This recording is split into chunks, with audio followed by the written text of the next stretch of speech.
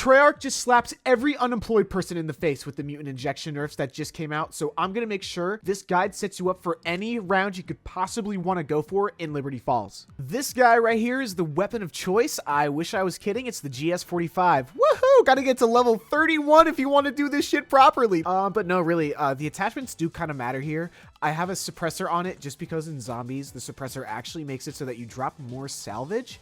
And in some of the test runs that I did, I earned over 5,000 more salvage by round 40. Now it's officially time to fuck. So you're just gonna really use your GS45 until you physically can't anymore, just so that you can get the use out of the suppressor attachment and the bonus salvage that it gives. You're just gonna naturally progress up to the church and get Pack-a-Punch just like you would any other game, except this game you have to take the path to the right because the left path needs to stay closed. The reason that is because we're gonna use the area right behind that door as the area that we cement our feet into for the rest of the game once the higher rounds get here. Now it's time to get Mustang and Sally locked and loaded. After you got that, you can spend all of your time and energy getting the jet gun, either from building it, which I'm not going to cover in this video, but I do have another video that I made specifically on that and the Easter egg, and I'll be putting that in the description. Or, you know, you can just like gamble all your points early on a box and like not even fucking get it and hate your life.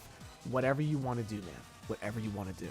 Once you've got the jet gun, though, you're pretty much just going to get points and salvage. That's all you're going to do. You're going to get the triple packed guns, and you're going to make sure you have at least 25,000 salvage saved up before you do the end game mechanic that basically sets you up for the entirety of the game. I usually run my trains right outside the bowling alley. It's just a really nice round area that lets you get around the zombies as you train them. And it also has a little drop down to the spawn area that has the Aether trap. So if you ever are getting fucked up, you just go right over there and you just get protected for free. During these mid rounds up until like round 50 or so, if you can't be fucked with to do any of the abomination fights or manglers, I'm just gonna say chopper gunners literally solve that problem so fast. If you just use a chopper gunner on an abomination, all you do is tap them with a few bullets and they turn into placenta juice, dude. So anytime you see a chopper gunner on the floor, just take it, put it in your back pocket, and just save it for an abomination. That's the only real thing that you need it for. Everything else is light work. And just a pro tip, getting to these mid and high rounds are just dependent on how good you are at creating trains and not dying in the process.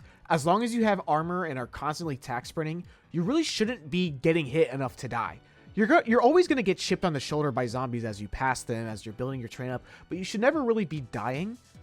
And you always have your jet gun as a failsafe in case you're getting low, and that almost always gives you armor as you kill the zombies with it. You really just need to get comfortable with getting hit and knowing what spaces you can squeeze through without taking a bunch of damage, you know, like what corners you can turn. It really just comes down to, if you're gonna do something stupid, just make sure you have armor. Just always make sure you have armor. All right, so once you've got that 25,000 salvage at least, and you've got the triple packed guns, you're probably good to start huddling in the corner by the unopened door that I was talking about before. And this is just gonna be how you play it every single round from this point forward, up until you die. At the beginning of each round, right before the zombies dogpile you, you're just gonna purchase a mutant injection, and you're gonna back into this corner.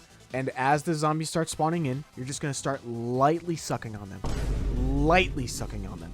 You're gonna preserve your ammo, you're not gonna hold the button, and you're also gonna walk back and forth just a little bit because it actually makes you get hit a lot less. For some reason, the zombies just fucking miss all the time when they swing at you.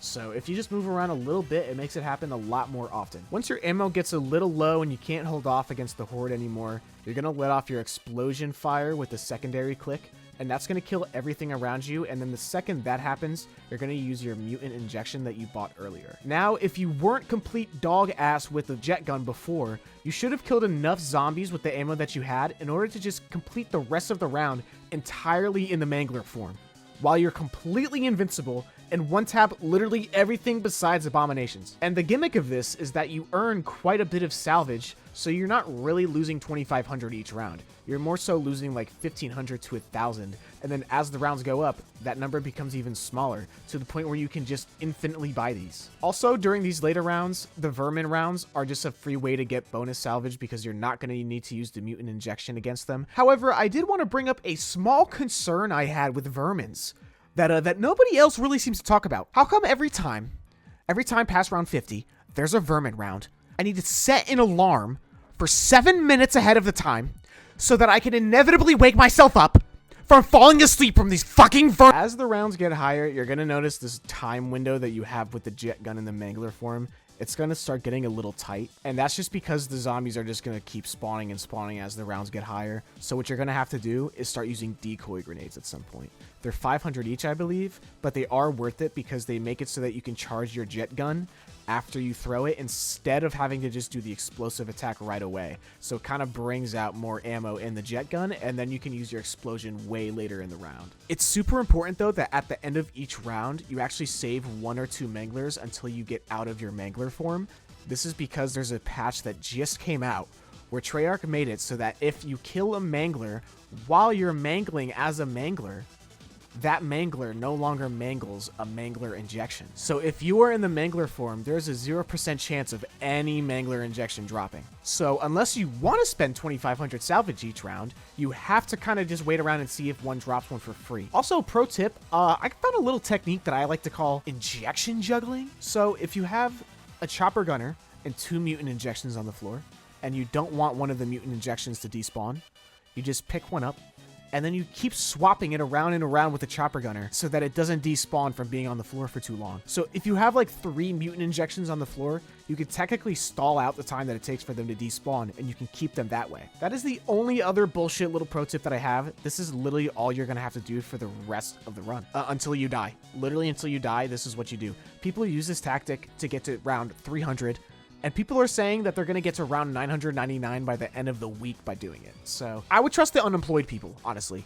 They are the ones that know the shit about video games, so I'm just going to trust their judgment and just blindly follow their lead. It is now your moral obligation to send this to the friend that you just think is so ass at this game, where every time you play with them, you have 33 revives. The one that you need to remind to actually drink stamina. You need to send this to that guy. So yeah, try for yourself. Leave it in the comment what round you got and if the guide worked or not. And that's really it. Subscribe if you're new because this is a brand new channel, and I'll see you around. Okay, bye.